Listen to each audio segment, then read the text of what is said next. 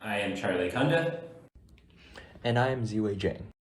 Our goal was to create a model rocket that would reach an altitude of 325 feet. This model rocket would carry and return an egg safely to the ground while staying as stylish as possible. Of these goals, we debatedly achieved high style points. The first component we designed were the fins. We came down to a few choices for the shape, trapezoidal or completely elliptical, or even a hybrid between the two. In our research, we found that elliptical fins produced the least drag but also provided less lateral stability. On the other hand, trapezoidal fins could have more control surface area to maintain a trajectory. We decided to combine the two to get the best of both worlds.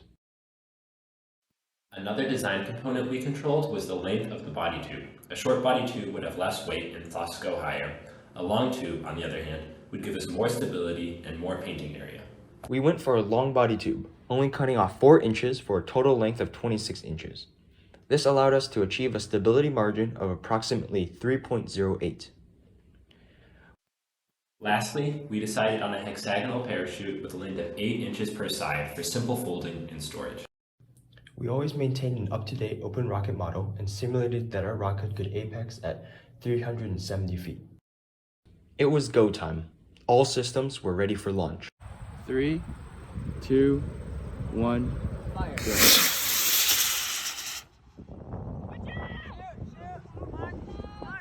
go.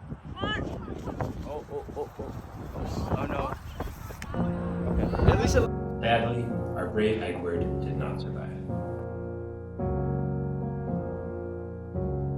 Did not make it to space, or make it to our goal. However, it did make it to the height of an average sequoia tree, which is approximately 231 feet out of the 325-foot goal. While our rocket did not fly as high as we wanted to or anticipated, there were a few external factors that affected our launch, in addition to some engineering fallacies. First of all, there was a very strong wind during our launch, which likely caused our rocket to fly askew. We maintained far too little of a margin between our simulated height and the goal. This was partly due to us valuing stability over low weight, as well as assuming things would go to plan on launch. Our landing was a little faster than expected. When the rocket landed at the 10-second mark, it had a downwards velocity of 20 meters per second or 45 miles per hour. Egbert never stood a chance. After examining the rocket, we found that the point of failure was the parachute. 2 of the shroud lines ripped out of the chute along with the corners they were in and the masking tape holding them down. As a result, the chute was much less effective and Egbert plummeted to an untimely demise. This senseless theft didn't have to happen. Just as we reinforced the shock cord with a triple braid, we could have better designed our shroud lines to remain strong. A more effective parachute could have been achieved through extra tape on the holes, more equal shroud line length, or a larger size. We learned a lot of things from this project. Our rocket survived the launch with only a few bruises, even if Egbert did not. From these lessons, we would expect a lot more success if we ran the project again.